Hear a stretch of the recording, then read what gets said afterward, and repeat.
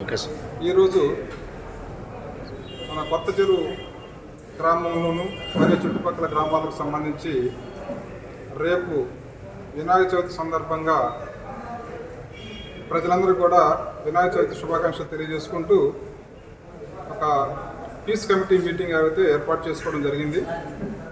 దీని ముఖ్య ఉద్దేశం ఏంటంటే గ్రామంలో ఈ వినాయక చవితి విగ్రహాలు ఏర్పాటు చేసుకునే దానిలో ఎటువంటి జాగ్రత్తలు తీసుకోవాలి, వాళ్ళు విగ్రహం స్థాపన నుంచి నిమజ్జనం వరకు ఎటువంటి భద్రతా కార్యక్రమాలు పాటించాలి, సెక్యూరిటీ ఆస్పెక్ట్లో ఎలా ఉండాలని చెప్పేసి కమిటీ సభ్యులందరూ కూడా తెలియజేయడం జరిగింది. వీళ్ళు వాళ్ళ ఏరియాలో పెట్టుకున్నటువంటి విగ్రహాల దగ్గర ఎటువంటి అనుకోని సంఘటనలు జరగకుండా చూసుకోవాలని చెప్పేసి సూచించడం జరిగింది. అలాగే నిమజ్జనం టైంలో కూడా బందోబస్తుకి తగిన ఏర్పాటు చేయడం జరిగింది. విగ్రహం అన్నీ కూడా 3వ రోజు నిమజ్జనం అయ్యేటట్టుగా అందరూ కూడా కమిటీ సభ్యులందరూ కూడా హామీ ఇచ్చారు. మన కొత్త చెరువులో గ్రామంలో ఈ వినాయక చవితి విగ్రహాలు నియమించడం దగ్గర నుంచి నిమజ్జనం వరకు కూడా రూట్ కానీ టైమింగ్స్ కానీ అన్నీ క్లియర్గా పర్మిషన్ పెట్టుకుని ఆ పర్మిషన్ తోటే కార్యక్రమం ఏర్పాటు చేసుకోవాలని తగిన సూచనలు ఇవ్వడం జరిగింది. అందరూ కూడా కమిటీ సభ్యులు హామీ ఇచ్చారు.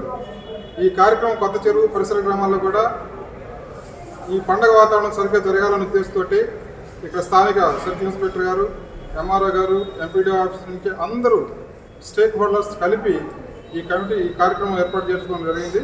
ఇది దిగ్విజయంగా ప్రశాంతమైన వాతావరణంలో ఆధ్యాత్మికతకు ఎటువంటి భంగం కలగకుండా చేసుకోవడానికి ఏర్పాటు చేసుకోవడం జరిగింది.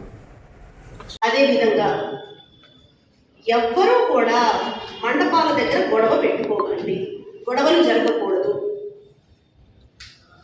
సౌండ్ ఎక్కువగా పెట్టారు, తక్కువగా పెట్టారు, మాకు డిస్టర్బెన్స్గా ఉంది, మాకు గుండె నొప్పి ఉంది, ఈ సౌండ్ వింటూ అంటే మాకు భయంగా ఉంది, చాలా ఫోన్ కాల్స్ వస్తాయండి. మీరు నమ్ముతారు లేదు, చాలా ఫోన్ కాల్స్ వస్తాయి. అప్పుడు నేను ఖచ్చితంగా వస్తాను.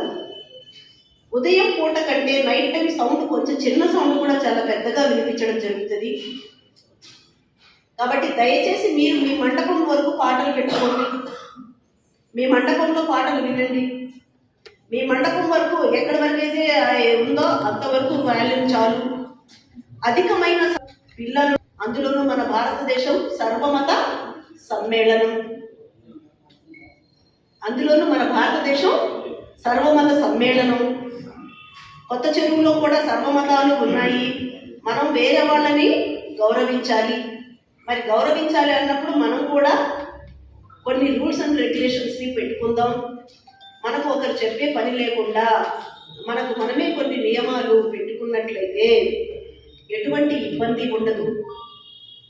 మరి ఇలాంటివన్నీ కూడా మా వైపు నుంచి ఉన్నాయి. దయచేసి మీ వైపు నుంచి కూడా ఏమైనా సలహాలు, సూచనలు ఉంటే చెప్పండి, వాటిని కూడా స్వీకరించడం జరుగుతుంది.